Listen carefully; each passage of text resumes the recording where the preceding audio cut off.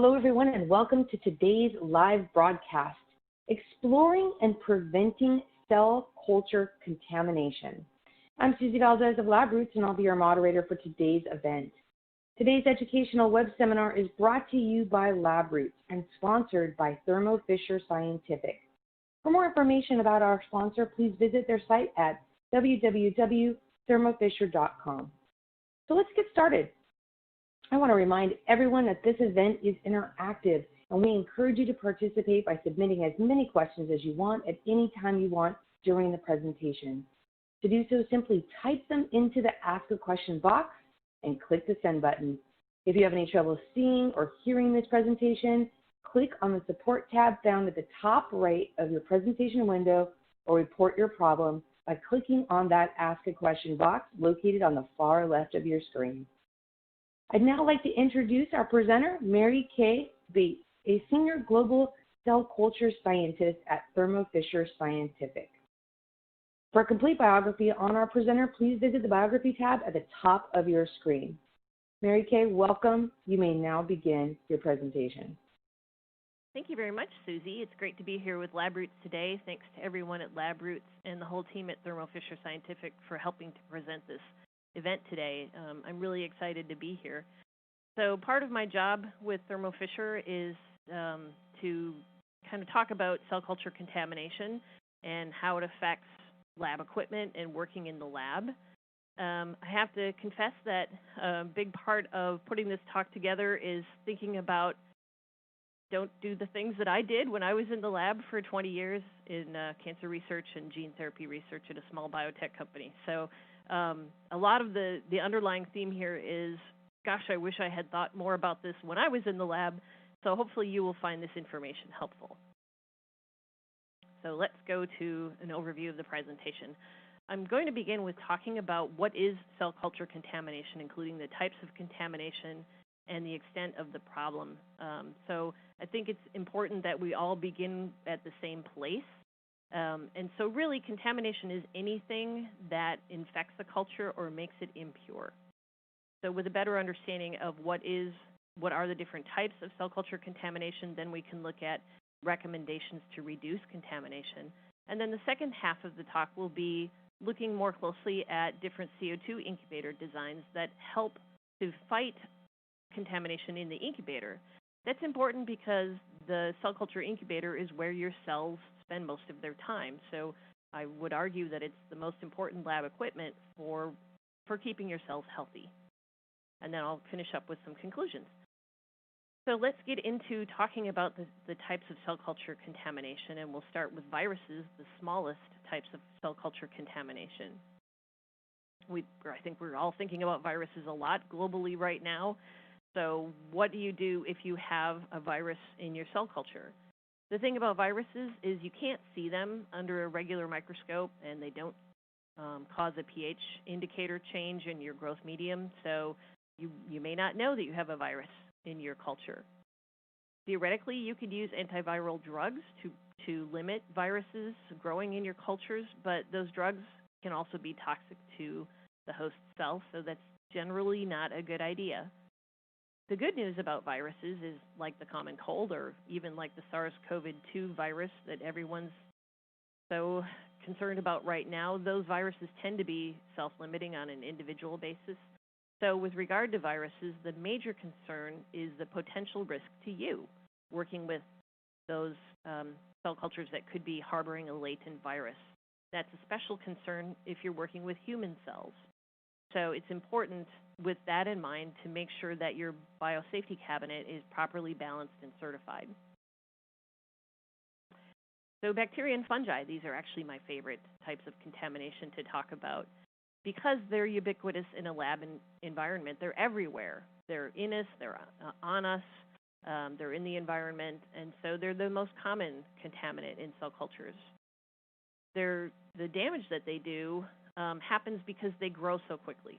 So E. coli at their very best can multiply once every 20 minutes.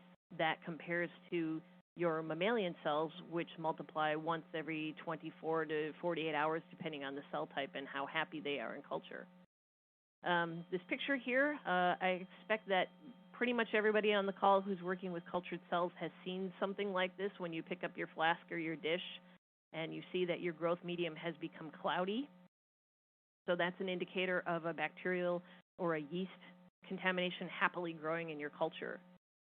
If you see something that looks sort of like a tumbleweed that bounces around the desert in those Western cowboy movies, at least that's how I think about molds. So you'll see they have branches and they kind of look like a very large dust kitty or a furry clump. That's an indicator that you have a mold contamination. So the dangers to your cultured cells here is that many of these species can shift the pH.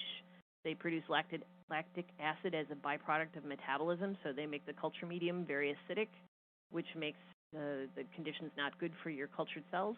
And also because they grow so much faster than your mammalian cells, they're going to take up all of the nutrients in the growth medium, leaving nothing left for your cells. So your cells are going to become very sick if that culture continues with harboring bacteria and fungi. Mycoplasmas. These are the most serious and widespread contaminant because of their low detection rate. That's why it's mycoplasmas everywhere, and also because of their negative effects on cells. Mycoplasmas come from us. There are more than 100 different species of mycoplasmas, some of which are human pathogens, some of which are human normal flora. Mycoplasmas often also commonly come from other cultures, maybe some cultures that you received from a colleague in a different lab. A lot of people are not aware that mycoplasmas are technically bacteria, but they are much smaller than most bacteria. They can be as small as 0.2 or 0.1 micrometers in size. Because they are so small, you can't see them under the microscope, and they can become really, really dense in your culture without visible signs. They don't cause a pH shift, and you wouldn't see the cloudiness of the growth medium. Although they are technically bacteria, they do not have a cell wall. That makes them resistant or unaffected by most antibiotics, which are directed against the peptidoglycan in the bacterial cell wall. So if you're using penicillin and streptomycin in your growth medium, that does not protect you against mycoplasma. Also, because they're so small and they don't have a cell wall, once in a while, if you're using filter sterilization for your growth media or your reagents, once in a while, mycoplasmas could slip through those filters. Mycoplasma's effects on the cells are also really a big impact. So they can affect the host cell's metabolism, the morphology. I knew one guy who said he didn't have a mycoplasma contamination because his cells looked fine. That's not true. You can't necessarily tell by looking at your cultures if they have a mycoplasma contamination. So an early sign that you have a mycoplasma contamination might be that your cells grow more slowly. You might see them clump, or you might not.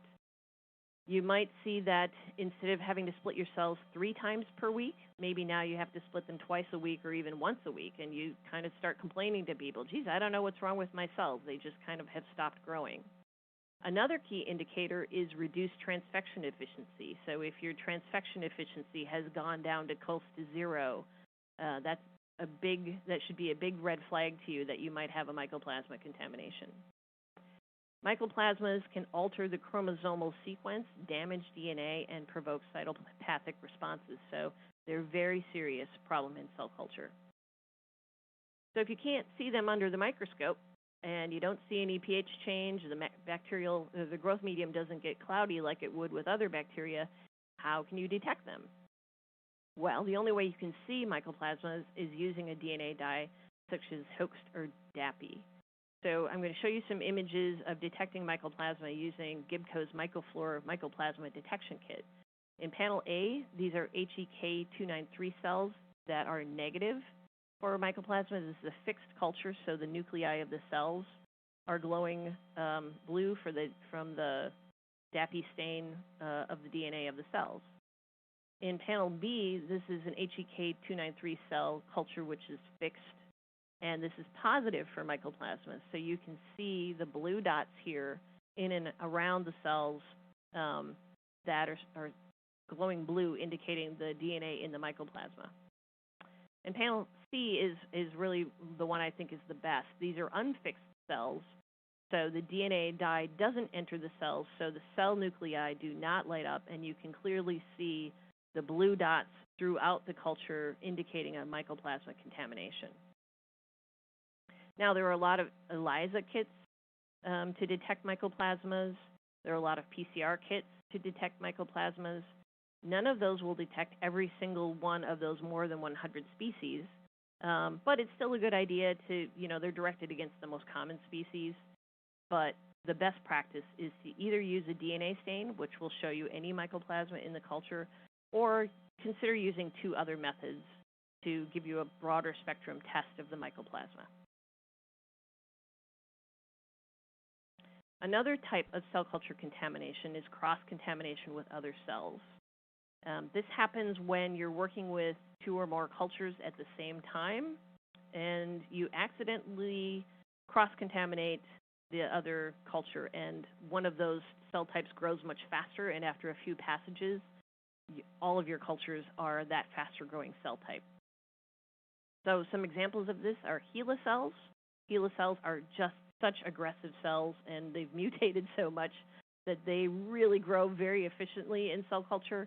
And so if you accidentally contaminate your, any cell type, your ovarian cancer with HeLa cells, after a few passages, you will not have any ovarian cells left. There will be only HeLa cells. So in some fields, years of work is based on the wrong cells. So that's really concerning. And more journals are now requiring proof of identity in order to accept a manuscript for publication. The only solution to preventing cross-contamination and the spreading of these cells, which are misidentified across the world, is to use cell lines that are confirmed by DNA fingerprinting. So most cell banks will now offer DNA-identified cell lines, so I would recommend doing that.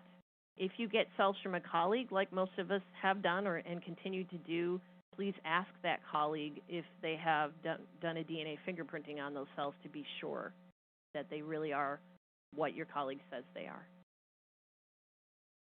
The last type of contamination I'll talk about are volatile organic compounds, and this is another type that I think a lot of us don't think about very much.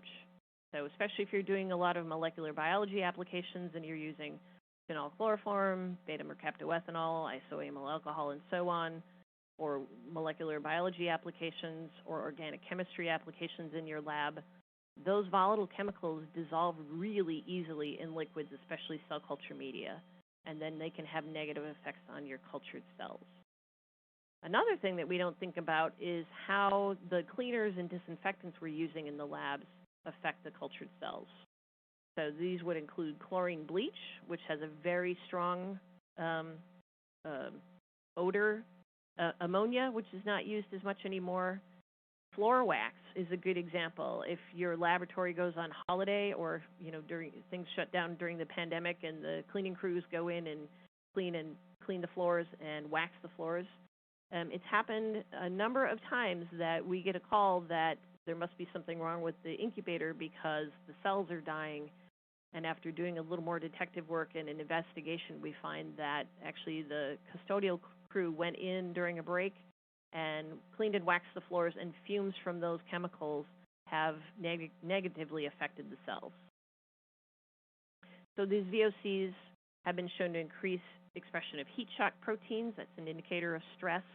Other stress proteins that are not characterized as heat shock proteins, and overall cytotoxicity. So it is a concern and something to be aware of if you're using these chemicals in your laboratory. So that's the kind of the list of contaminants. But is contamination really a big deal? I found this quote a few years back from Carolyn K. Lincoln, and she says, "Cell culture contamination continues to be a major problem at the basic research bench, as well as for bioproduct manufacturers. Contamination is what truly endangers the use of cell cultures as reliable reagents and tools." And as we start to use cells and cell products more often for biopharmaceutical applications, for cell therapy, it seems like every month there's a new approved monoclonal antibody.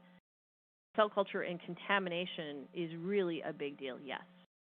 I've given this talk all around the world and used to give people the opportunity to respond to polling questions using little remote clickers, and everybody could be anonymous. And when I ask people, have you had a contamination event in the past 12 months, 87% had at least one contamination event in that previous year, and most of them had multiple contaminations. So yes, contamination is a big deal. Everybody working with cell cultures has struggled with contamination at some time, and it's something we have to talk about, because if we don't talk about it, then we're not addressing the problem. So where does contamination come from? Primarily, contamination comes from us, from our normal flora on our hands, our breath, on our hair. Swabs of human skin. This was a study done by Elizabeth Grice a few years back. She found 10,000 microorganisms per square centimeter on everybody that they tested on average. Contamination also comes from the air. Normal indoor air contains between 30 and 1,000 microorganisms per cubic meter. That's kind of a big range, so it depends on how clean you keep the laboratory. And then also, of course, volatile organic chemicals traveling in the air across the laboratory. So microorganisms are all around us, and we have to be aware of that in order to think about how to control that risk of contamination. And as the use of cell culture increases, the risk of contamination comes along with that. So here's some statistics if we want to talk about the extent of the problem. Up to 15% of U.S. cell lines stored in cell banks, and also 23% of research lab cultures were found to be carrying Mycoplasma in a review in 2002. In Europe, the rates of Mycoplasmas are up to 40%. In Japan, as high as 80%. It seems that rates are inversely correlated with the amount of testing. So if you test for Mycoplasma, you are aware that you have it, and you can control that problem before it spreads, before you share those cells with a colleague in a different laboratory, or before you spread them across your laboratory. But even biopharmaceutical cultures can be contaminated. So 8.5% of the tested biopharma cultures were contaminated based on a study in 2010. So what are the costs of all of this contamination? For those of you who have battled a contamination in your lab, you have an understanding of how much time that takes. You can't do anything if your cells are contaminated until you solve that contamination, or if they're carrying Mycoplasma, until you determine what is the source of that poor cell growth or poor transfection efficiency. And then, of course, repeating all of those experiments, the cost of the plasticware and the growth media all adds up over time. There was a letter in Nature, I think it was Nature, a few years back, where a stem cell PI estimated that his lab had spent up to $100,000 fighting a Mycoplasma contamination.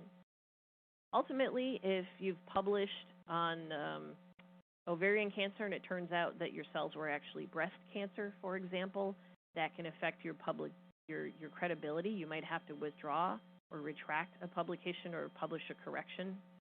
In biopharmaceutical manufacturing, if you think about a contamination of a monoclonal antibody, that entire production lot must be discarded. It can't be used in a medical treatment.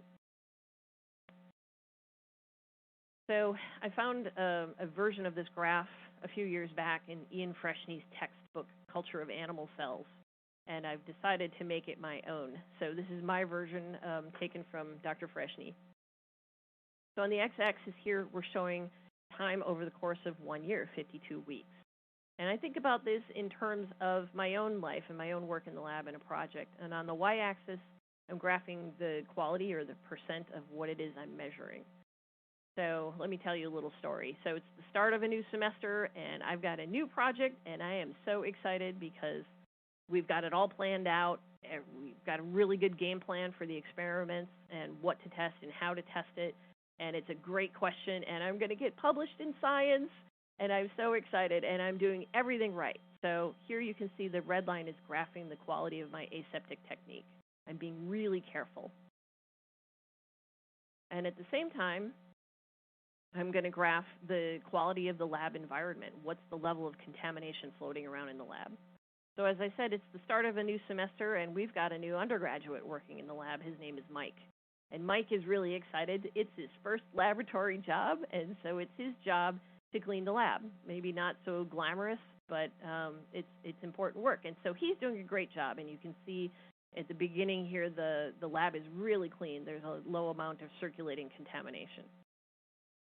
And then one day I'm working in the BSC in the hood splitting my cells, and my friend Stephanie comes in. And Stephanie starts to tell me about this cute guy who has joined the laboratory down the hall. And I start laughing, and I accidentally touch my pipette tip to the outside of my media bottle.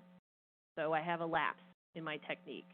But I realize I did that. I discard that pipette tip. I go and I get a new sterile tip, and the quality of my technique goes back to pretty good, nearly 100%. And now it's midterms, and Mike has skipped a few days of cleaning the lab because he's got to study for exams. And so we see a dust and dirt building up in the lab. But then Mike does okay on his exams, and he comes back into the lab, and, things are going okay. And time goes on. Now it's quite a few weeks into my project, and I'm not getting the clear-cut, stunning results that I expected. I'm having to go back and troubleshoot and figure out what's going wrong, what can I do differently, and at the same time, my PI has loaded another project on my plate, and I'm stressed, and I'm worried about time, and I'm starting to skip steps. You can see that I'm having more lapses in my technique. At the same time, Mike has figured out that cleaning the CO2 incubator and cleaning the centrifuge and the water bath is not so glamorous after all, and he's not doing quite as good of a job. And so there's more circulating contamination in the laboratory. And these trends continue until suddenly these two lines cross, and that's where you get a contamination. So I have a little talk with Mike and explain to him how important it is to keep the lab clean, to do a good job, because everything we do depends on how the cells grow. And I also have a little talk with myself that skipping these steps is actually not saving me time, because now I've got a contamination and I've got to do everything over, everything, that with those cells is questionable. And so the cycle begins again.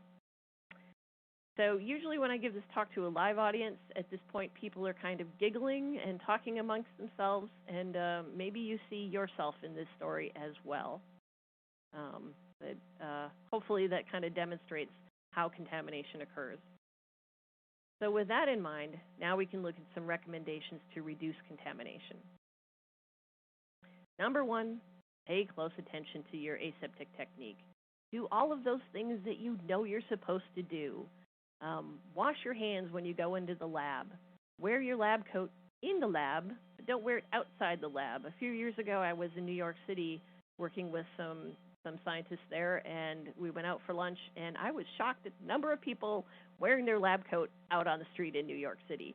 It is a really cool status symbol that you work in a lab and you wear a lab coat, but it's called a lab coat for a reason, so leave it in the laboratory. Wear gloves. Every time you touch your incubator, touch it only with gloves on. And things that you touch without gloves on, don't touch them with your gloves on.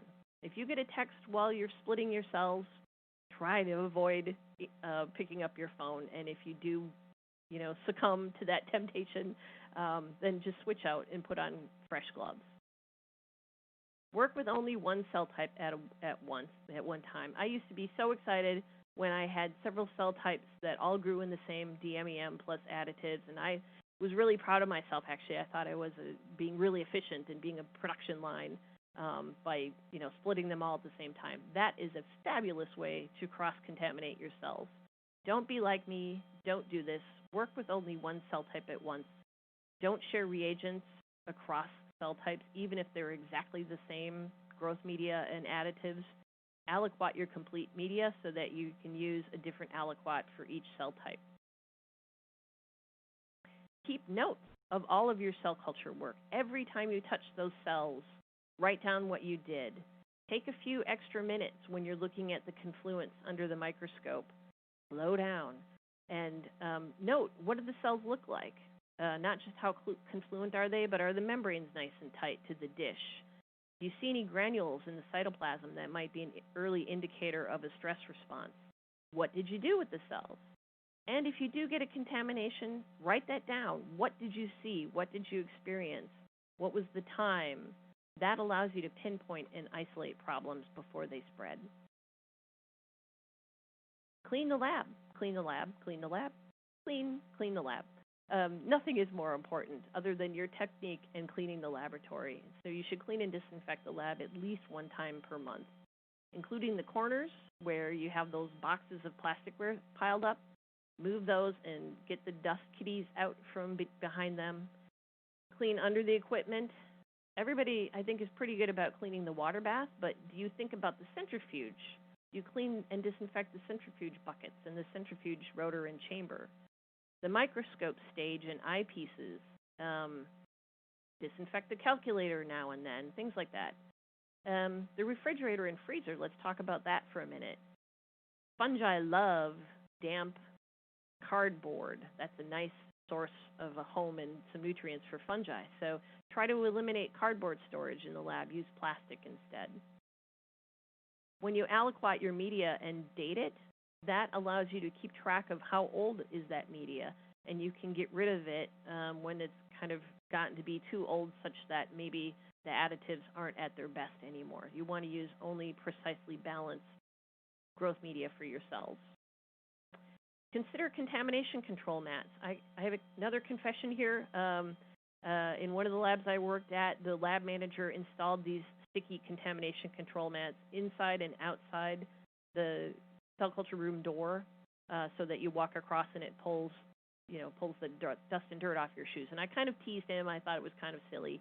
But actually, in retrospect, it's a really good idea because if you wear your street shoes in the laboratory and then in North America where we're having beautiful weather right now, you go out to lunch and then you wear your street shoes back into the lab.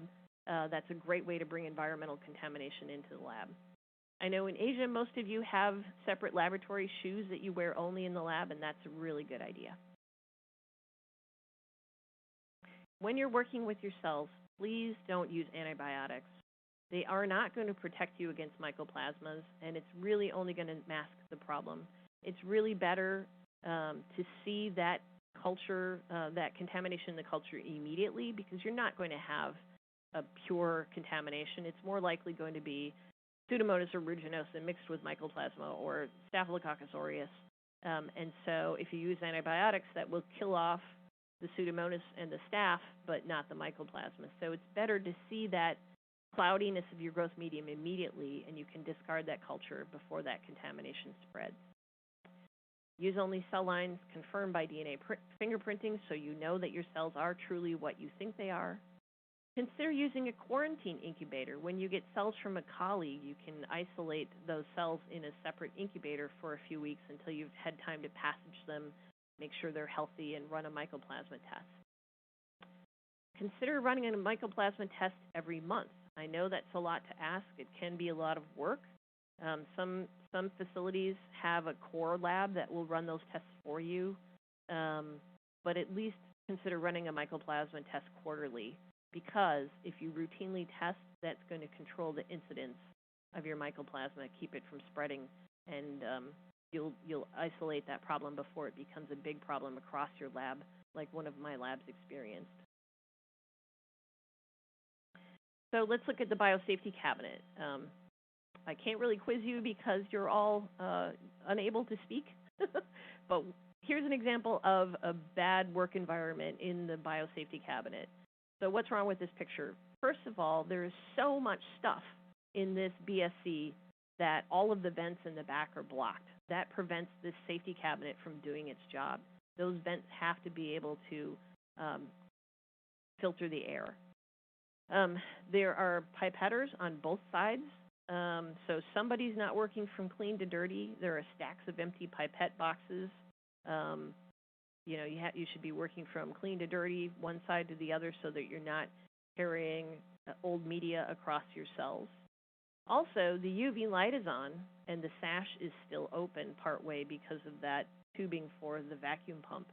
So that means that UV light is probably escaping and putting people's corneas of their eyes at risk. So what are some recommendations for working in the BSC? Number one, avoid clutter. Take everything out that you're not actually working with. Number two, work a few inches or centimeters inside that front grill.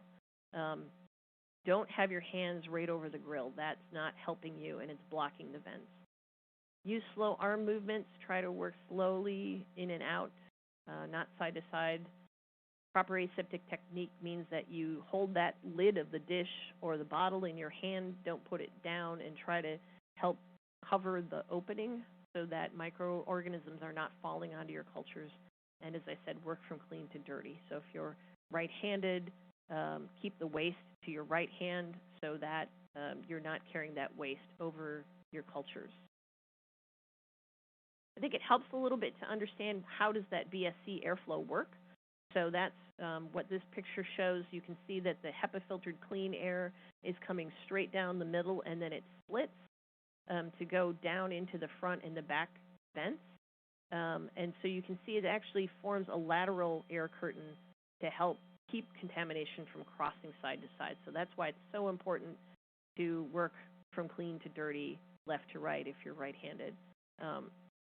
And then again, keep those air vents clean because, or available, because that's what is protecting you and protecting yourselves from contamination.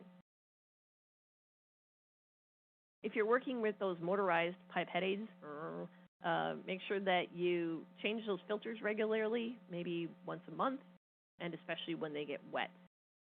Keep a biohazard bag inside the BSC for waste. One of my laboratories that I worked in, people kept the biohazard waste bag outside the BSC. The problem with that is that your hands are constantly moving inside and outside the hood workspace, and you're bringing contaminated lab air in with you. So keep the biohazard inside the hood and then empty it daily.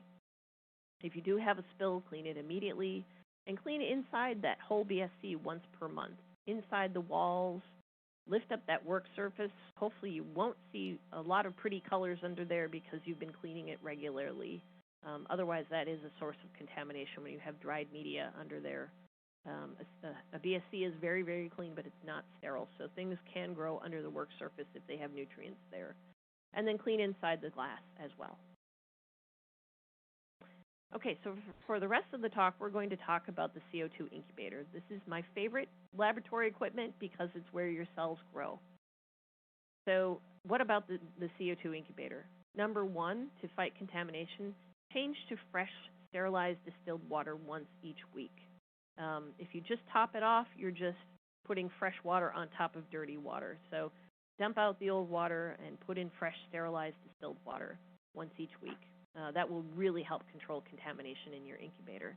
And we recommend only sterilized distilled water. I know a lot of labs use deionized water, but water that's deionized will pull ions from the stainless steel and from the glass, and over time you can see corrosion and rust of the stainless steel, and the glass door gets cloudy because it's corroded. Clean the incubator at least once per month. You can use 70% ethanol and allow it to air dry. Don't recommend a lot of stronger disinfectants because they can cause corrosion too, and we have some advice that we can share with you. If you sign up for an email, we can send you some best practices there. Clean the doors and the door handles. Anything that you touch should be cleaned and disinfected regularly. Room air vents blowing onto the incubator. It's actually really surprising how many labs I go into now that I know to look for this. And I look up at the ceiling, and there's an air duct in the ceiling for the building air handling system, and it's blowing directly onto the incubator. And those air ducts can harbor fungi. The fungi love that damp, dark airspace, and that blows it directly on the incubator. So if possible, you can talk to your facility manager about redirecting that airflow. Do not store anything on top of the incubator. I know this is a lot more common in North America than in Europe and Asia. I'm guilty of this also. I thought that horizontal space was a really great place to store boxes of gloves and test tubes because, as we know, space on shelves in the lab is pretty limiting. So that was what I did, and it turns out it's a bad idea because that can collect dust and dirt on top of the incubator, and then when you open the incubator door, that dust and dirt blows into the incubator. So clean the top as well. And by the same token, make sure the incubator is on a stand, not directly on the floor, so that you're not sweeping dust and dirt from the floor into the incubator. And when you do get a spill, clean it immediately. All right, so for the rest of the talk, let's talk about how the incubator can actually help you fight contamination. So the CO2 incubator, that's where your cells are living, that's where they're growing. Everything depends on that incubator not being contaminated and doing its job to grow the cells properly. Now, all incubators are the same in one way, and that is that they have a door. And so when you open that door, contaminants can come inside the incubator, and the incubator's job is to grow things. So whenever you open any incubator door, the incubator interior is at risk. So one way to help is to use an incubator that itself will help prevent contamination growing in the incubator. So let's talk about some technologies that can help. The first I'll talk about is antimicrobial copper. It's naturally antimicrobial. This has been known for thousands of years. The ancient Greeks and the ancient Aztecs used copper as a topical treatment for skin trauma. So, if you cut your hand or you got hurt in battle, you could put copper on there. It would help prevent infection. Copper will actually kill not only bacteria and fungi, but also viruses. It even inactivates prions. It's easy to work with. You don't need to use an additional disinfectant, so it saves you time. It works 24/7, and it's actually safe for cells because your cells, it's not airborne. It only kills on contact, so your cells in culture dishes are safe. This is a quote from a PI I talked with a few years ago. He was so excited about his copper incubators. Once they switched to copper, they just had no contamination. And the lab next door, with their stainless steel incubators, was still fighting contamination, and they didn't have to clean the incubator as often. He felt the copper was really saving them time and money. So how does copper work? Well, a few years back, the U.S. Environmental Protection Agency tested more than 300 different alloys of copper, and they found that you have to have at least 60% copper in order to have any antimicrobial activity. So this is a picture showing testing with different alloys of copper and testing, 50 million methicillin-resistant Staphylococcus aureus, so MRSA bacteria that are antibiotic resistant. And they found that on 99 to 100% copper, all of those bacteria were eliminated in 90 minutes. It was probably even faster, but that was the first time point they looked at. And as you reduce the copper content, you can see that 80% copper takes much longer to kill all those bacteria. And as you get down to 55% copper, it never kills all of them, and stainless steel had no effect. So only 100% copper will give you maximum efficiency on copper. Now, copper is a naturally occurring element, and it reacts with everything. And one of the things that it reacts with is oxygen. And so copper develops a natural tarnish or patina, just like good quality brass, which is mostly copper, or good quality silver will do. So this test shows the effectiveness of the tarnish. The tarnish actually makes the copper more effective. So here, this group has taken 1 centimeter squares of copper of different alloys and tested them with 50 million E. coli 0157H7, one version of E. coli that causes food poisoning. And they found that the 99% copper does have some effect when tested over the course of an hour, but not that much more than 90% copper. And then they took these same squares of copper and put them outdoors in New York City for 1 year and let them develop a really strong tarnish or patina. They looked blue and black and green. And then they disinfected them and added the E. coli again, and look what happens when that copper gets oxidized. It's much more effective. So in the incubator, the copper also is going to get black and green. It's going to develop that kind of tarnish. That's not something to be afraid of because tarnished copper is much more effective than bright copper. So I'm going to talk about a few more technologies to help fight contamination in the incubator, and the next one is HEPA filtration. And I'm going to talk about this because, like copper, it's a common misconception about how HEPA filters work. HEPA filters actually do capture all particles circulating in the air regardless of their size. And this is confusing because HEPA filters are rated for their efficiency of capturing 0.3 micrometer particles. And it's confusing because if you think about gas line air filters, those disc filters on the back of your incubator that filter the incoming gases, those are also 0.3 micrometer, but in that case, it's talking about the pore size is 0.3 micrometers, so it's not capturing smaller particles.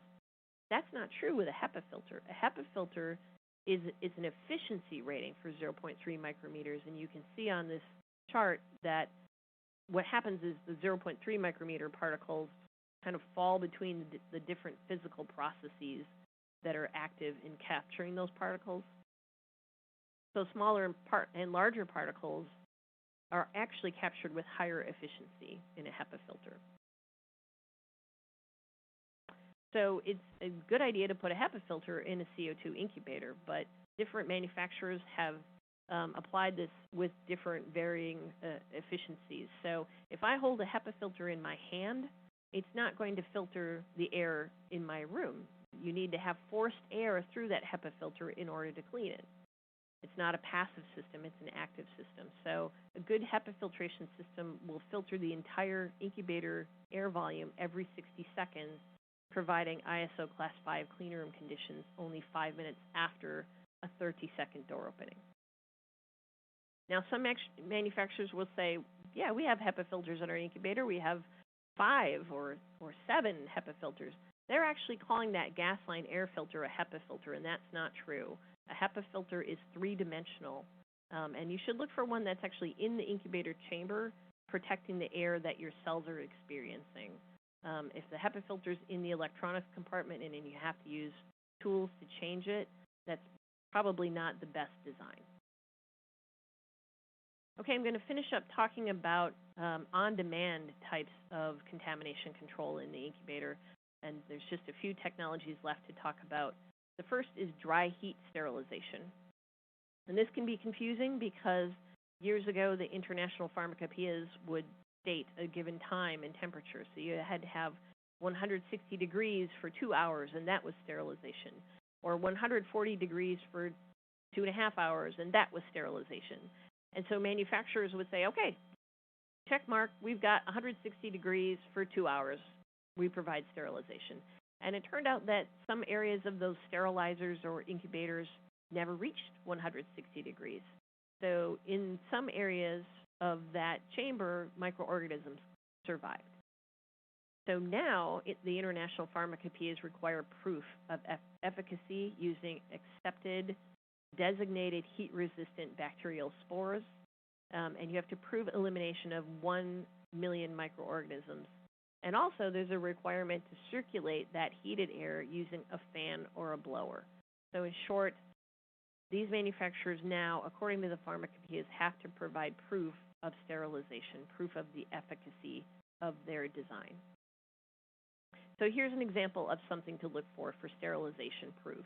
In this case, this incubator eliminates all of these microorganisms tested, including the approved indicator for dry heat sterilization, Bacillus atrophius or Bacillus subtilis, and also the approved indicator for autoclave sterilization, the Geobacillus. And you can see the number of microorganisms that were tested clearly.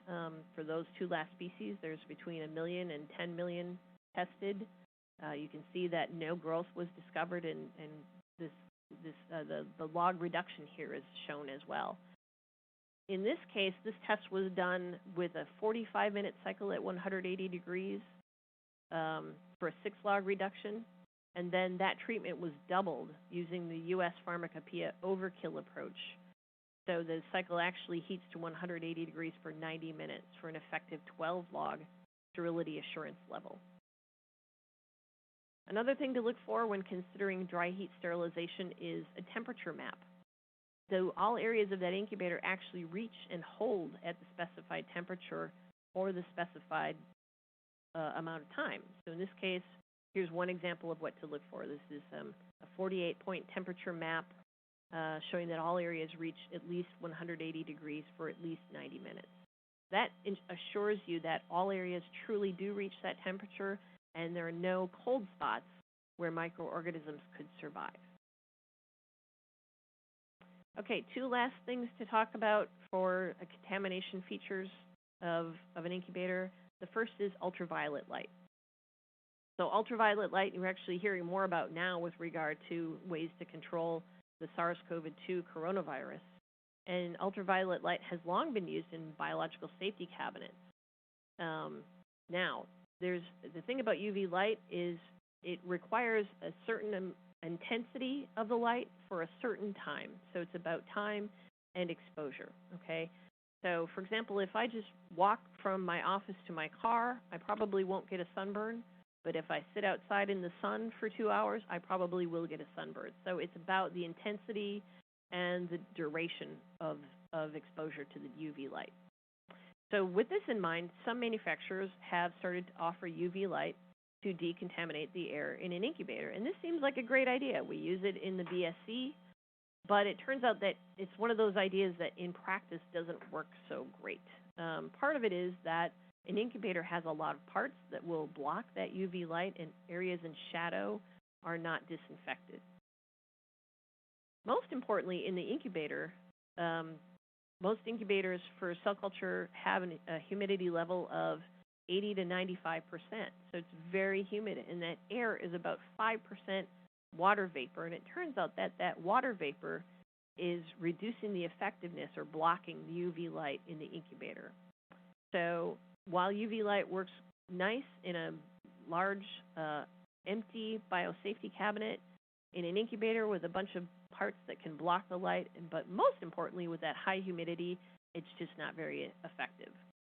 Also, the bulb effectiveness decreases with age. As those bulbs get older, the light intensity decreases. So it's important to know, even in the BSC, how old is your UV light so that you know when to change it so that it actually will be effective. Okay, the last technology I'm going to talk about is hydrogen peroxide vapor. So hydrogen peroxide is a really effective broad-spectrum disinfectant.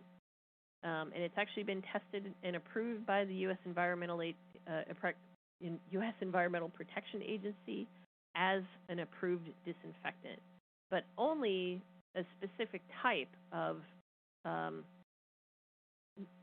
automated machine-produced hydrogen peroxide. It has to be 35%. It has to be performed by professionals using a machine as pictured here. And what happens is the hydrogen peroxide liquid is vaporized.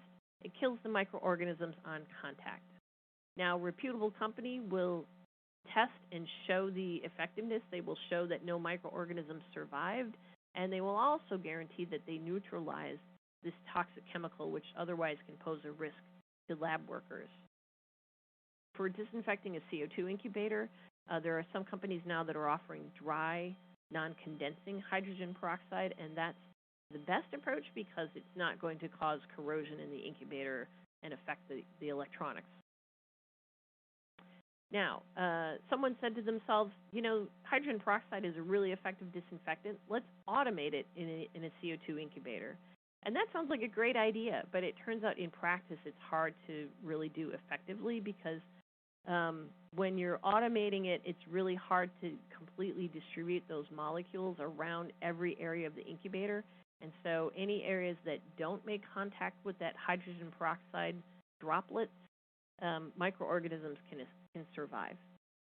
Also, you have to take out all of the parts of the incubator and reposition them so that it doesn't block spreading of that vapor phase hydrogen peroxide.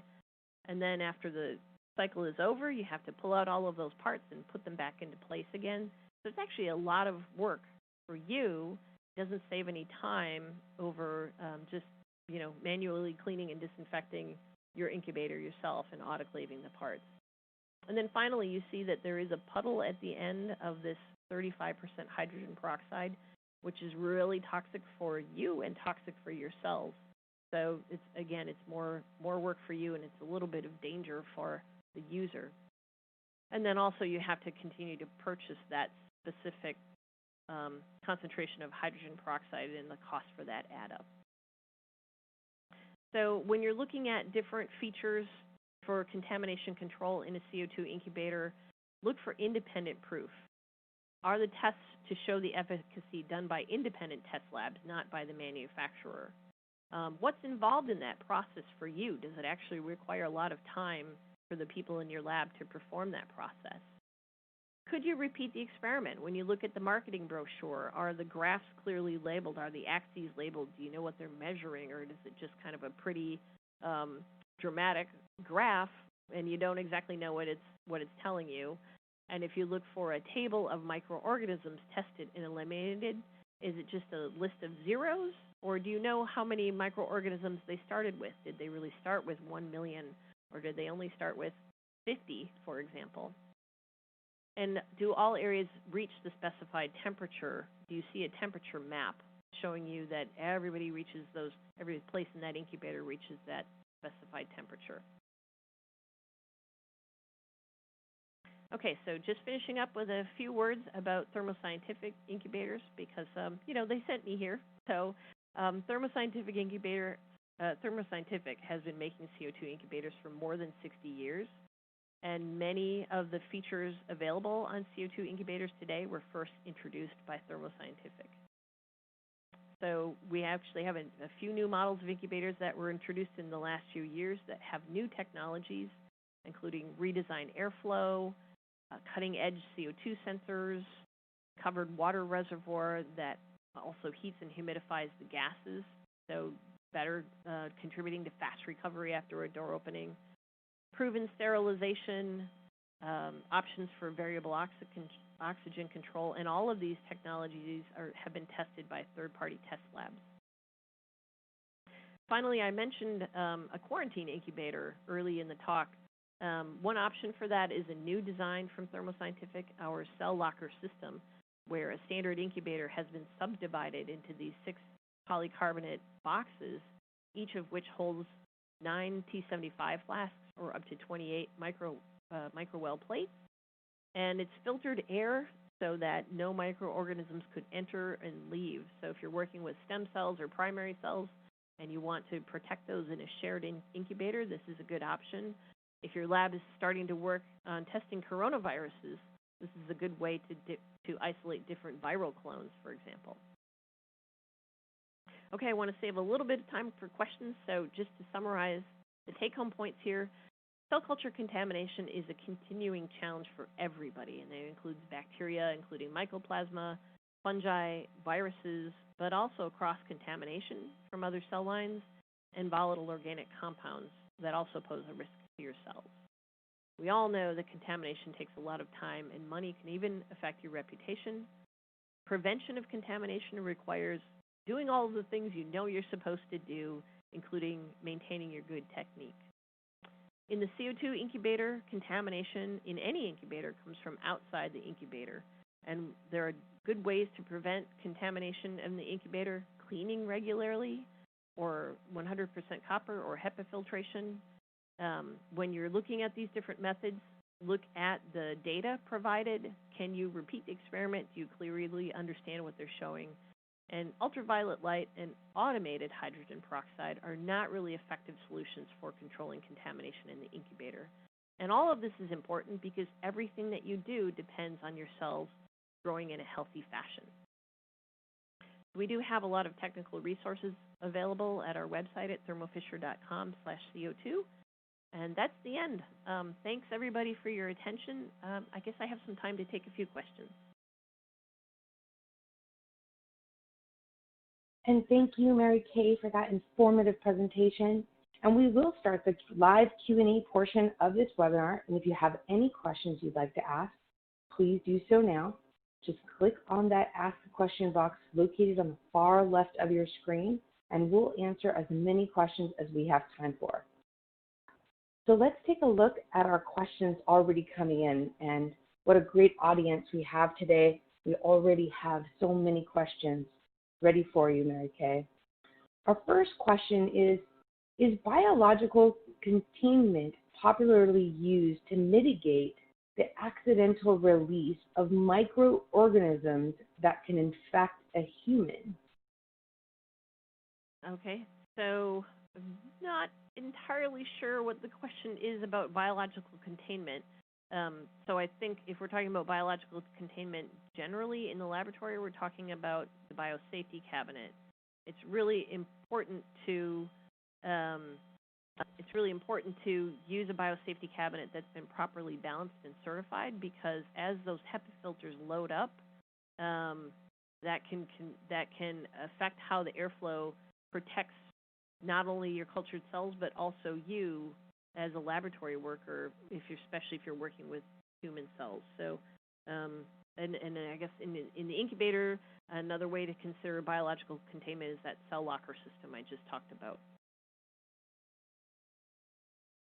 Thank you, Mary Kay. Our next audience member says, we're getting recurrent mold growth in primary cell culture, and we have also been noticing slow growth and growth in patches. Can mold cause these growth issues also, or suggestions for eradicating mold? Do you have any? Well, mold is always a tough one because it circulates in the laboratory air. And primary cells are particularly difficult because they're coming from an animal or, human cells, and so they're bringing their own normal flora with them. So that might be a situation where you want to use an antifungal in the growth medium, and then also really, really clean the laboratory and look at the sealing air ducts in the lab and see, is that blowing contaminated air around the lab or onto the incubator.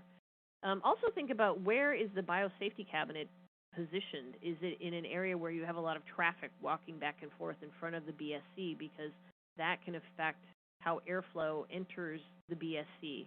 And so you might be having fungi coming into the BSC with traffic and strange airflow patterns inside the BSC. So it's better to put the BSC in a corner rather than right next to a doorway, for example.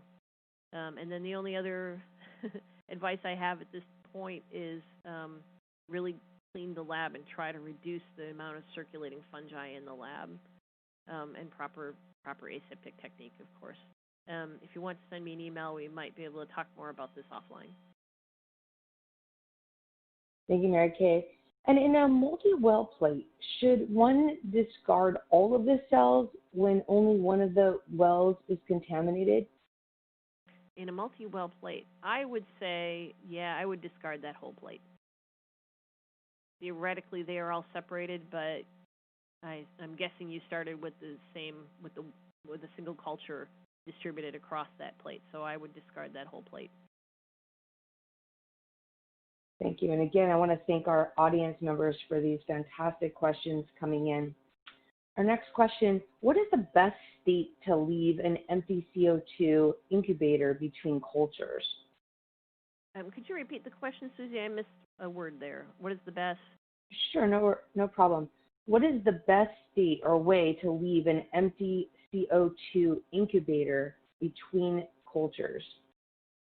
Okay, so what's the best state to leave the CO2 incubator? Okay, so it depends on how long you're leaving that CO2 incubator. If it's for a week or more, I would probably clean it thoroughly and shut it down, turn off the CO2 gas, empty out the water, that sort of thing. So, for example, if your lab has shut down during the pandemic, you want to clean and disinfect it, dry it out completely, and turn off all of the settings, including the CO2 gas. If it's a short term, I would still, so for example, if you're between projects and you're switching from ending one project and starting another one, I would definitely clean and disinfect that incubator and start with clean, sterilized, distilled water in the water pan.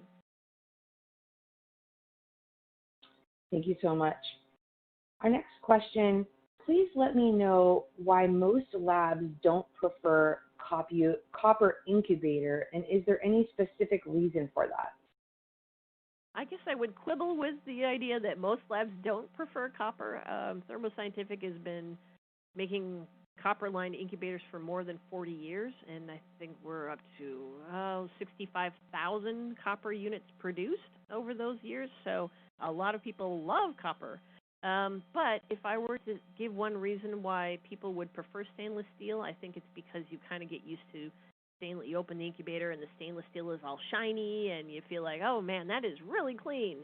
And then if you look at a copper incubator, as I said, it's going to naturally develop black and blue colors, and it just doesn't look as clean. So what I tell people is, close the incubator door. You shouldn't be using it as a mirror. That's where your cells are growing, and the copper is protecting your cells. But there are definitely some people who are always going to prefer stainless steel, and that's okay too. Thank you, Mary Kay, and thank you, audience members. I just want to remind everyone that any questions not answered today will be answered via email. Would you like to provide any final comments for our audience, Mary Kay, before we close? I guess I would just say to everyone, stay safe, and best wishes for the safety of your family and yourselves, and good luck with your work.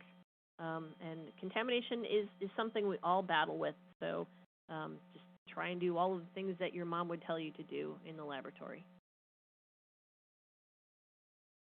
Thank you again, Mary Kay Bates, for this great presentation today. I also want to thank Thermo Fisher Scientific for sponsoring today's webinar. I'd also like to thank the audience for joining us today and for their interesting questions and questions we did not have time for today. Again, those submitted during on-demand period will be addressed by the speaker via contact information you provided at the time of registration. Thank you, everyone, and have a great day. Thank you, Susie.